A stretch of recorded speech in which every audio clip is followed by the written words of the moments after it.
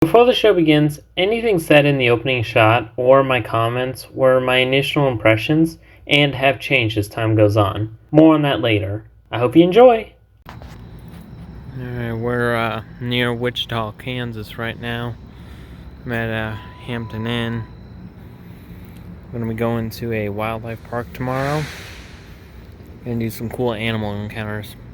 Don't even know why I'm recording. It's just a real nice day or a real nice evening out. So yeah, maybe there might be some controversial topics tomorrow about animal encounters, but I don't know, it's pretty cool.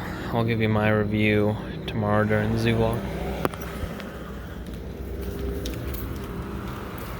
I'll give you Guten Tag, my name is D-Mad, and welcome to another installment of Backtrack. In this episode, we are continuing my previous videos and witnessing my first time at Tanganyika Wildlife Park. I know I praised the park a lot in previous videos, but it wasn't always that way. However, after experiencing the park firsthand, well, you know the rest. But without further ado, let's get into what was Tanganyika Wildlife Park like back in the summer of 2020. I really need to shorten these titles.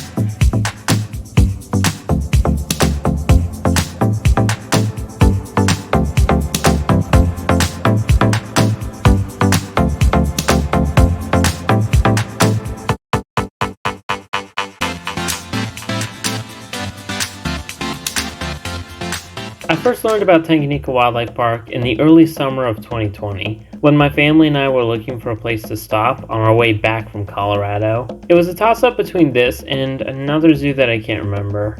I wasn't sure about it first, especially because of all their experiences that they offered. Keep in mind that this did come on the heels of the first season of Tiger King, so all that was still fresh in my mind. Fast forward to when we got to the park, and the first thing I saw were their snow leopard and clouded leopard cubs. After this, I asked one of the employees about cub petting and what they do, and my suspicions were quickly crushed. I was told that only the keepers and the nursery caretakers worked with the cubs, and that they only do breeding to keep the species' zoo population genetically diverse.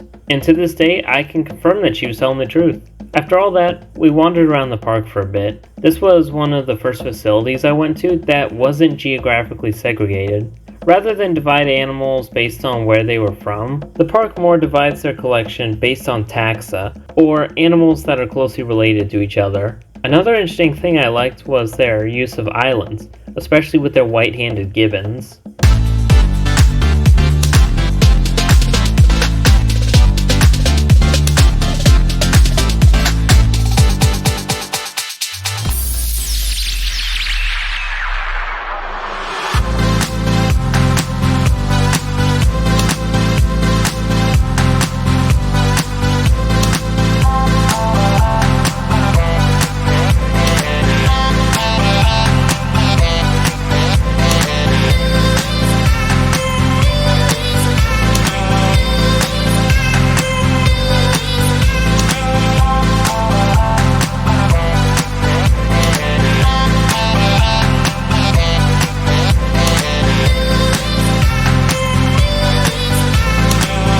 Eventually, we came to their Indian Rhino enclosure after they finished up the first rhino feeding of the day.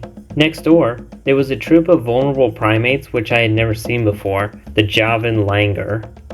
Another species I had never seen before was their Lady Amherst pheasant. Unfortunately, this individual pictured passed away since the filming of this video. The habitat is still home to the female pheasant, who doesn't share the same silvery color as the male.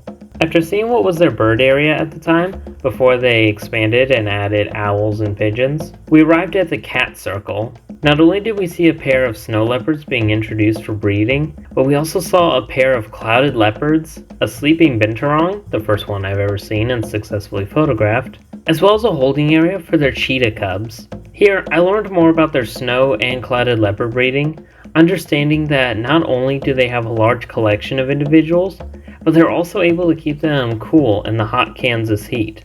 However, the binturong did get transferred to another facility, and I don't quite remember where the clouded leopards went.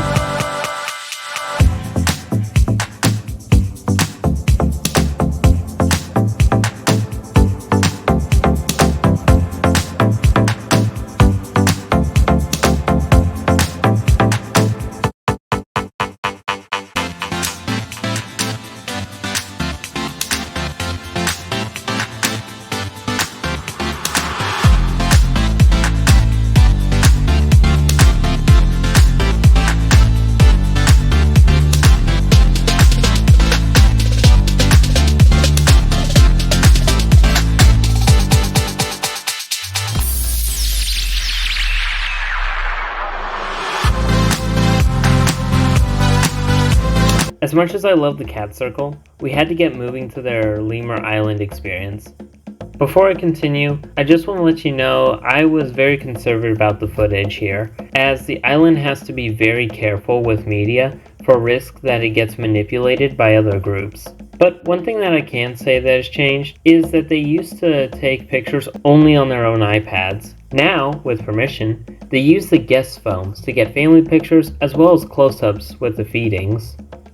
After Lemur Island, one thing I found incredibly striking was their pair of non-breeder white tigers. This was the first time I'd ever seen this color morph of tiger outside of a big cat sanctuary.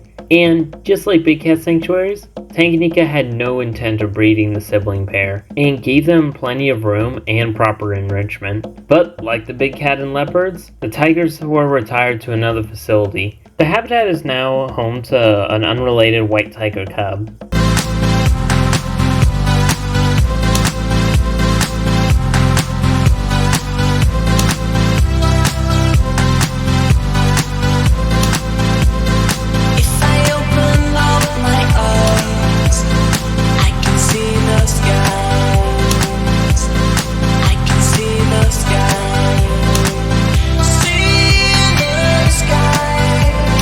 After seeing their albino crested porcupine, we went to Troublemaker's Cove.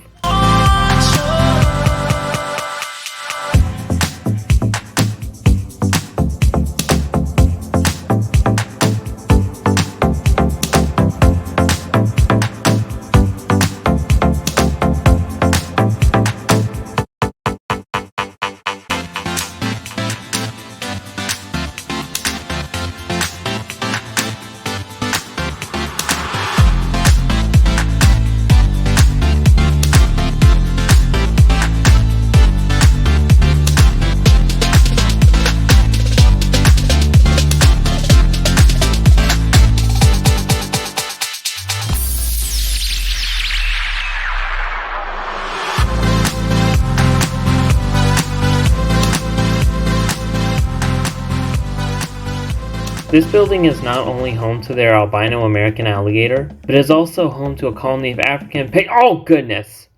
Sorry. The smell always hits you when you walk in the first time, which is also part of the reason that the building has screen mesh instead of glass windows. The other reason is that these penguins come from a warmer climate, contrary to the Antarctic penguins commonly seen in zoos.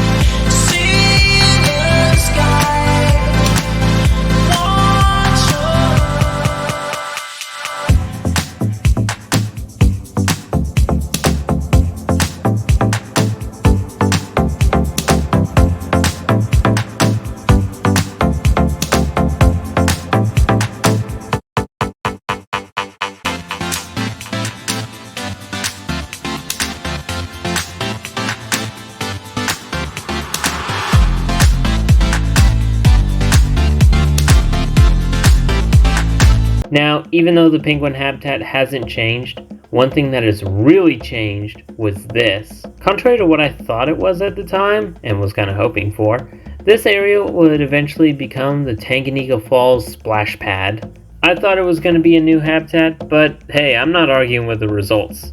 Troublemaker's Cove is also home to armadillos and sloths, both who were not really lively at the time, and also a group of Asian small-clawed otters.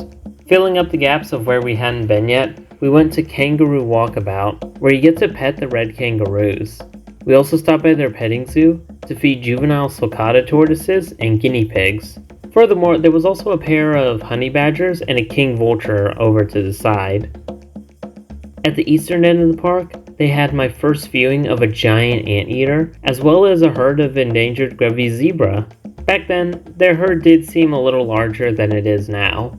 On the other end of the children's zoo, you got to see coon pigs, a herd of alpacas, chickens, which made me very nostalgic because they had silkies, and a herd of Nigerian dwarf goats. All in all, this part of the zoo hasn't changed since 2020, which is alright by me.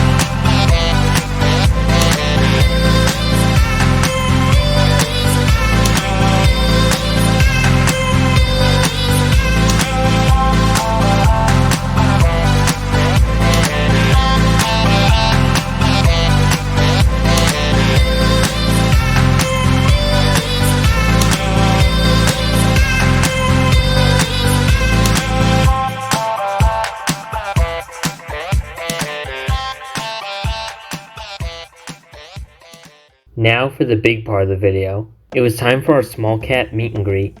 As always, I want to state that these are the only felines that Tanganyika does their experiences with, and they take every precaution necessary when it comes to safety. And on top of that, we were informed that sometimes the cats don't even want to participate and are left be. In this experience, we met Jade, the African serval, and Hazel, the Eurasian lynx. We learned a lot about the species, got to toss toys for them to play with, and truly got to understand what Tanganyika is all about, with their mission of bringing people closer to animals. However, I will point out that, like Lemur Island, they have to be careful with photos or film for risk of being manipulated. All in all, the only thing that has changed with this experience since 2020 is that they brought on another cat, just in case Jade and Hazel don't want to make an appearance.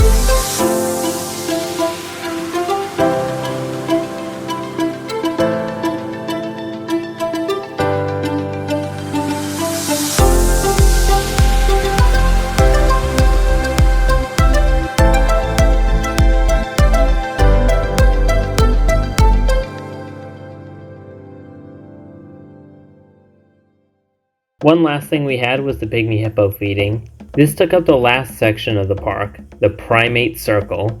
Here we saw black and white colobus monkeys, black and white rough lemurs, DeBrazos monkeys, and the mandrill, the world's largest monkey. They also have a group of red river hogs, pygmy hippos, and a southern black rhino. However, since the time of this recording, and actually more closer to the writing of this script, the southern black rhino, main troop of colobus monkeys, and the black and white ruffed lemurs were moved to other facilities. All I know is that the rhino, who was moved more early on, was transported to Fossil Rim, Texas, where he got a massive upgrade. Also, the black and white colobus monkeys were replaced with a smaller group.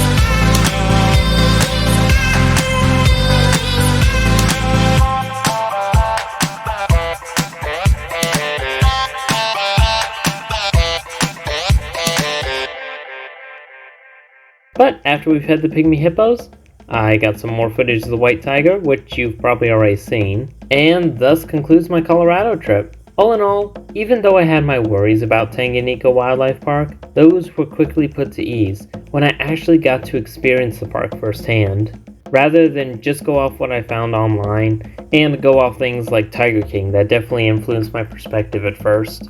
I believe there's a lesson that should be said about all this, about perceptions on the internet, but I'll save that for another time. Alright, got my souvenirs. We're heading home. Hope you guys enjoyed this video, and I will see everyone next time. Auf Wiedersehen.